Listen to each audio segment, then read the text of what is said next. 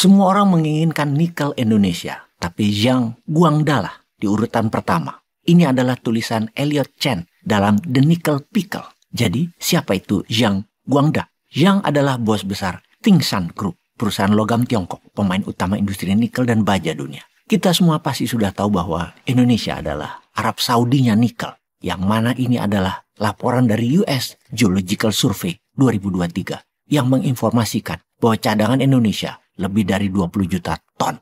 Disinilah miris pertama yang kita harus ungkapkan.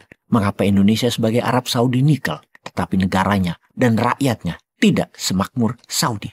Apa karena memang cara kelola negaranya yang salah, sehingga yang kaya adalah pihak asing, yang mana Indonesia hanya dapat pajaknya saja, tidak dapat manfaat dari kedaulatan minyak, dari kedaulatan nikel, seperti Saudi berdaulat atas minyaknya. Kita malah memperkaya perusahaan Tiongkok, Tsingshan. Tsingshan ibarat Apple-nya industri logam dunia. Dia sudah bercokol di Indonesia sejak 2014. Zhang Guangda mendapatkan karpet merah dengan regulator dan pejabat tinggi negara. Ada fotonya di Istana Negara tanggal 9 Juli 2019. Banyak kemudahan yang dia dapat. Bersama Bintang 8 Investama membentuk perusahaan patungan PT Sulawesi Mining Investment (SMI) yang pegang konsesi setidaknya 46,5 ribu hektar nikel di Morowali Industrial Park. Tsingshan juga investasi di Weda Bay Industrial Park. Selain Tsingshan, perusahaan Tiongkok lain mendominasi nikel Indonesia seperti Ningbo Legend dari Harita Nikel, kemudian Haozhou Cobalt di Pomala Block Nickel Industrial Area. 10 tahun terakhir, Tiongkok meletakkan investasi di bisnis nikel di Sulawesi dan Maluku Utara setidaknya 29 miliar dolar atau 430 triliunan rupiah, yang tentunya mereka berharap segera balik modal. Untuk memuluskan bisnis nikel Tiongkok yang terbukti berhasil menghabiskan aset Indonesia tersebut dan tidak membuat makmur warga setempat, bahkan APBN Indonesia pun tidak ada dampaknya dari investasi mereka. Yang pasti hanya satu hasilnya, aset nikel kita habis, tidak terganti uang dan tidak terganti kedaulatan nikel karena pemiliknya perusahaan Tiongkok.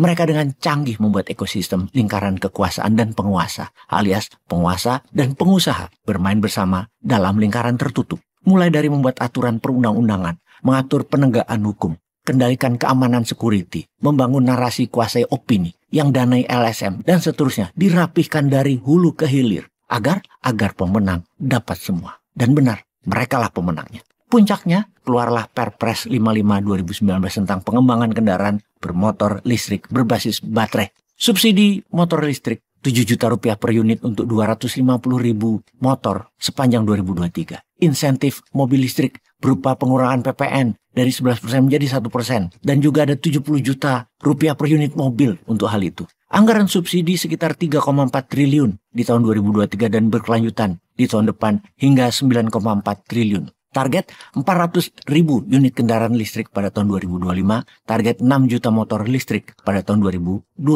Siapa saja pemain di bisnis ini? Polytron Evo Electric atau PT Hartono Istana Teknologi dari Hartono Bersaudara, Alfa Indika Energi Agus Lasmono, Elektrum PT Energi Kreasi Bersama Patungan Goto dan Toba, terafiliasi dengan Opung.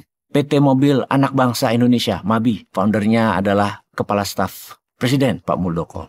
Baik Smart Electric, terafiliasi Ketua MPR Pak Bambang Susatyo. Kemudian Gesit dari BUMN Wika, dan juga PT VKTR Teknologi Mobilitas dari Bakri Group. Juga perusahaan HNMI yang didirikan oleh Eternal Tsingshan Group Limited. Sekarang coba kita merenung. Sebodoh-bodohnya kita, sekorea-koreanya masyarakat Indonesia, apakah pemilu 2024 nanti adalah murni sarana demokrasi untuk menyejahterakan rakyat Indonesia atau untuk melanggengkan kekuasaan segelintir oligark? Coba kita saksikan video berikut ini. Peace. Udah nggak ada batas di Indonesia ini antara pengusaha dengan penguasa. Iya, Chinese wall-nya itu nggak jelas gitu ya. Dan itu dibiarkan oleh Pak Jokowi. Pak Muldoko itu bukan sekedar pengusaha, ketua asosiasi pengusaha mobil listrik. Apa yang salah dengan itu? Penguasa dia. Oh. Penguasa itu membuat kebijakan, memberikan subsidi. Nah, dia yang datang-datang ke Menteri Keuangan itu, cepet dong keluar dan mengerikan. Pak Luhut juga punya perusahaan sepeda motor listrik.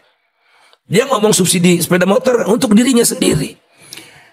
Bagaimana sih Pak? Bagaimana mungkin Subsidi yang dikeluarkan oleh pemerintah kepada penjual. Bagaimana caranya? Kan harusnya di pembeli, di rakyat lah. Dan mobil subsidinya itu ke produsen. Mobil itu Kalau Bang Akbar mau beli mobil listrik, itu antrinya 6 bulan. Dan disubsidi, gila. Kan kalau nggak laku disubsidi gitu kan. Ini udah laku tanpa disubsidi pun mobil itu udah laku di Indonesia. Dan ternyata tetap dapat subsidi. Subsidinya puluhan juta per mobil. 70. Nah, sepeda motor 7 juta. 70 juta per mobil. Masya Allah. Nggak pernah kejadian. Nggak ada kejadian. Nah itulah. Tidak jelasnya sekarang tidak ada batas lagi antara penguasa dengan pengusaha.